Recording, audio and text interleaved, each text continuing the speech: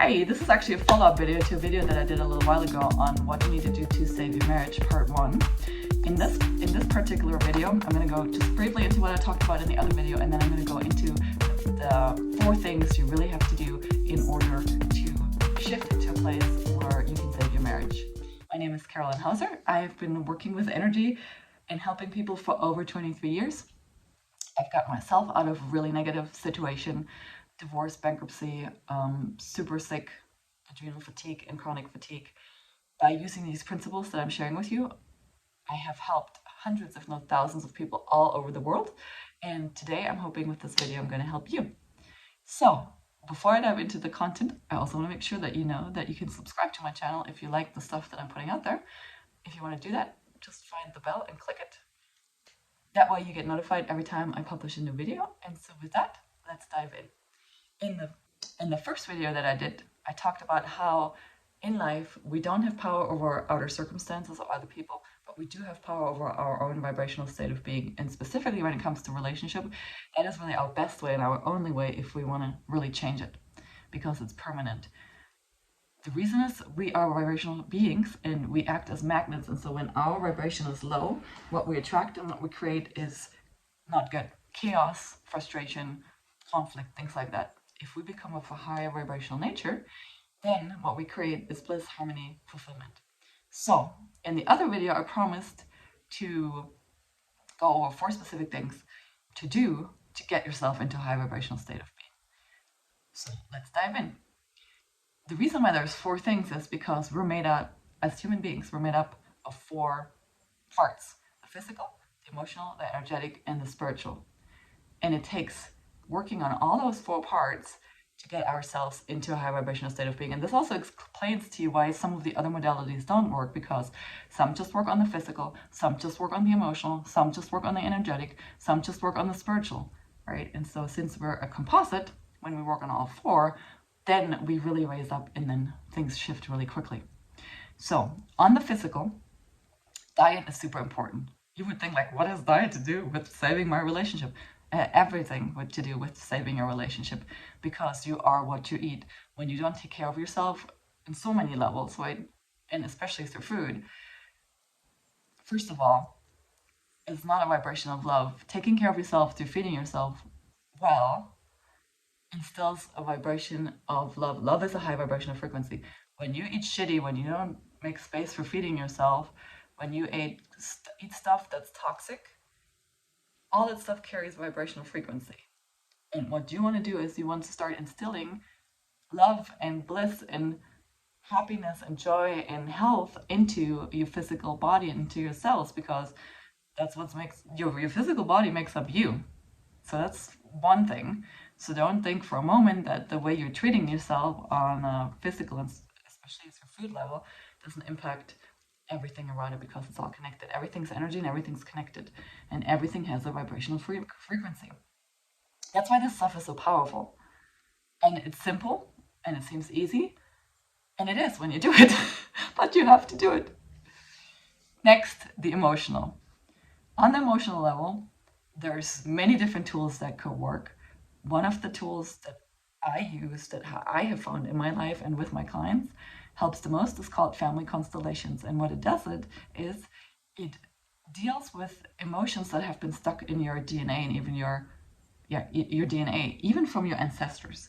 So when trauma happens, when something bad happens in people's life, most of the time there's no opportunity to get rid of that negative energy. Basically, the negative energy stays stuck in your body and it festers and it creates emotional discord, like conflict and anger. And yes, mentally, you can do forgiveness work and do all kinds of stuff. But I have found that unless we do something that works on your soul, on your physical body to release these emotional negative energies, it's very hard to release them. And like I said, there's other modalities, but the modality that I found that's best is called family constellations. Aside from family constellations, learning to allow your feelings and being with it is another way. It takes a little longer. It's more of a process. It's not like you get one session and there's big stuff is released.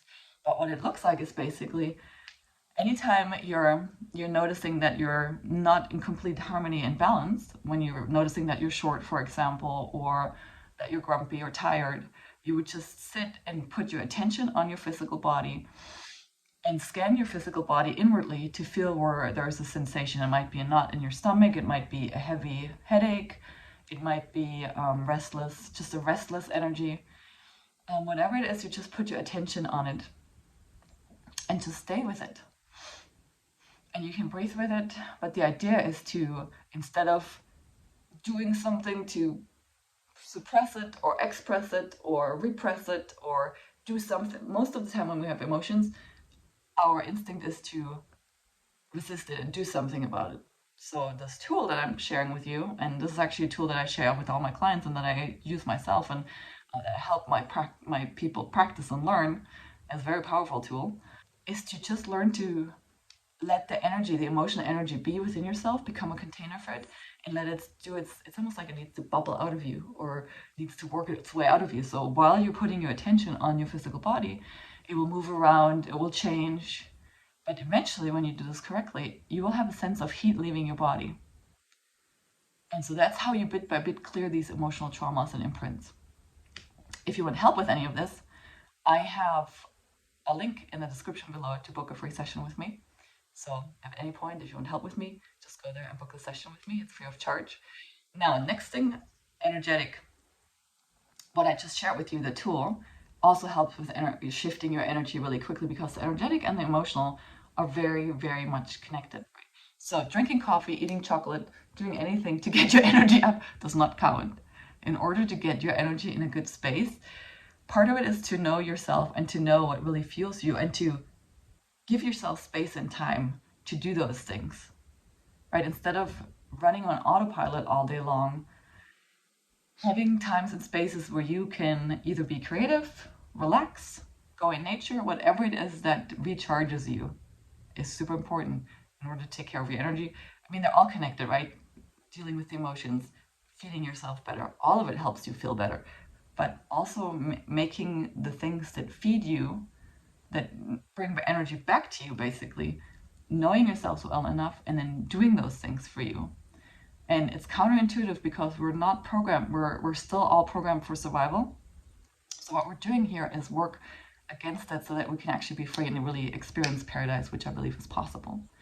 And then lastly, this on the spiritual level, having a spiritual practice, having rituals, having routines, super important.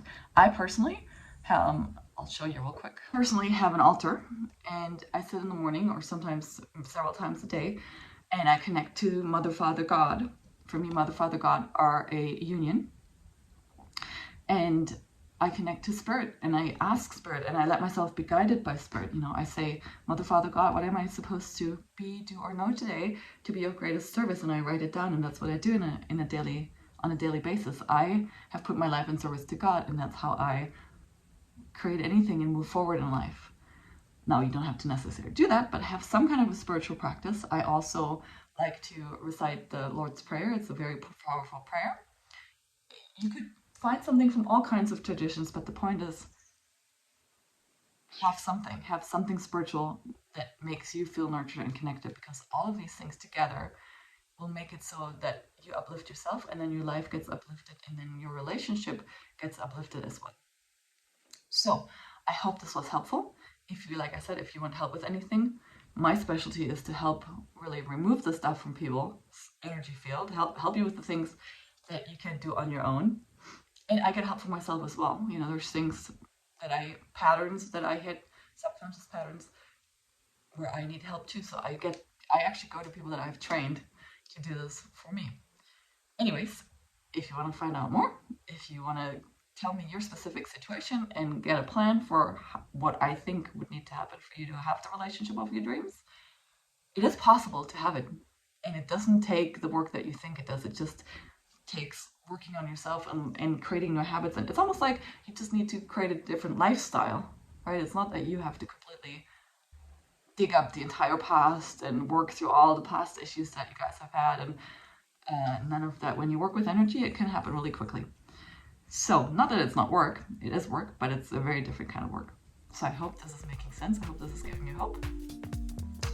It's always my joy and pleasure to be here with you. I hope I get to talk to you. All my love to you. And until the next video. Bye bye.